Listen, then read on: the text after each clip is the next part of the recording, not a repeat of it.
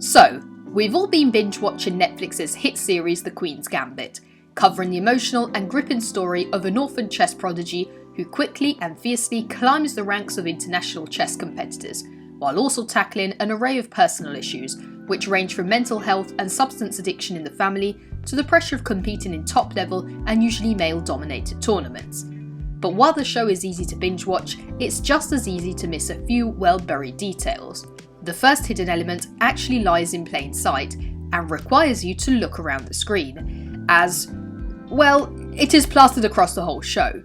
If you look closely, you will notice that everything in the series is made to present the story as one big game of chess, with each main character representing a chess piece, as well as many other smaller details referencing the aesthetic of the game. As a matter of fact, you might have spotted the detailing in the protagonist's outfits, which reference the appearance of a chessboard, sometimes subtly, other times in a more bold and a straightforward manner.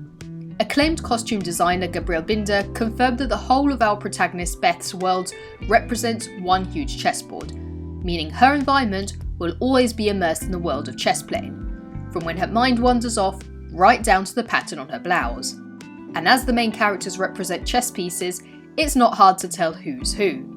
Beth, of course, is the queen, the title figure, and a piece which is heavily covered across all episodes of the series. In one particularly emotion-fueled scene, her outfit even completely recreates the typical figure of the White Queen, complete with a bubble on top of her hat. And just as on a chessboard, many of the other characters come in pairs, such as the love interests who metaphorically represent knights, or even just her friendly helpers who represent pawns. But there is still the big question about who the king might be, but nearly everybody would point to Beth's greatest competitor and one of the world's greatest chess champions, Grandmaster Borkov, straight out of the Soviet Union, and always flanked by members of the KGB, the USSR's secret services. As a matter of fact, a large portion of the story is set on the backdrop of the Cold War and the years-long antagonism between the United States and the Soviet Union. And there is a clear comparison between the stealth-like approach politicians and spies from both sides took during those years, and the cunning logic you need when playing an intense match of chess. But what other facts about the Queen's Gambit passed right under our nose? In one blink it and you miss it moment, while Beth is still a child looking for chess publications to learn everything she can about the game, she asks a librarian whether there are any chess books for her to read. The librarian quickly mentions the name José Capablanca.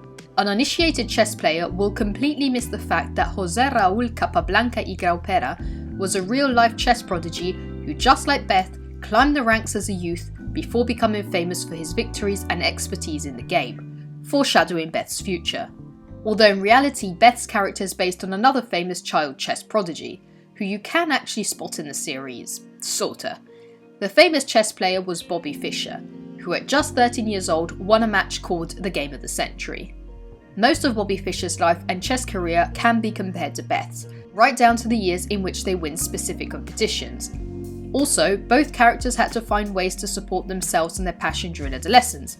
They both studied Russian as a way to improve their skills under the Cold War, they both spent beyond their means on fancy clothing, and of course they were both fans of using the same chess system against the famous Sicilian defence.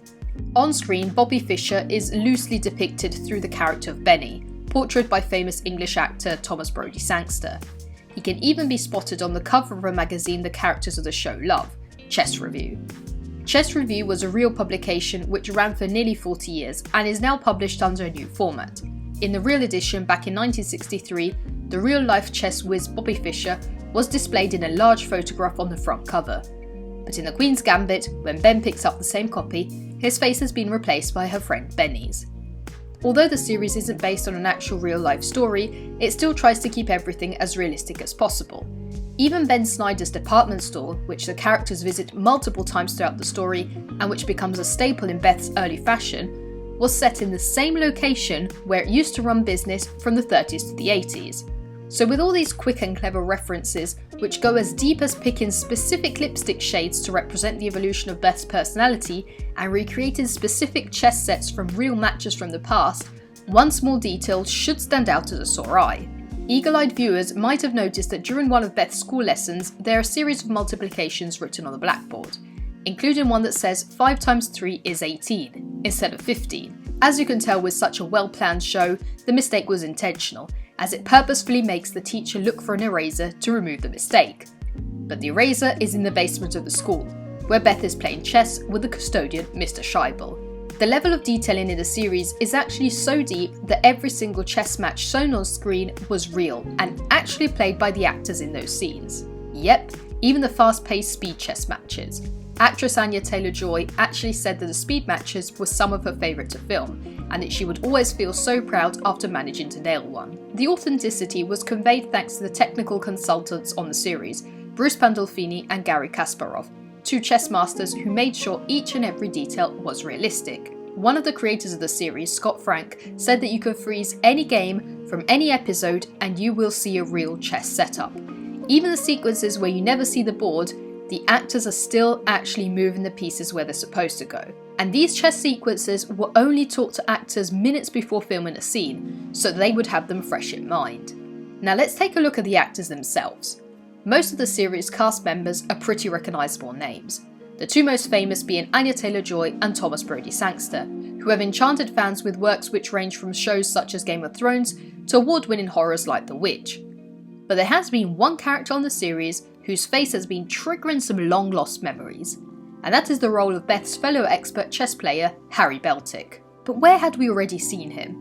The actor was featured in other huge Netflix productions like The Old Guard, The Ballad of Buster Scruggs, and The Devil All the Time. Now the Holy Ghost is going to visit this little church that bears his sacred name. But before that, years before that, Harry Mellon was Harry Potter's spoiled bully cousin Dudley Dursley.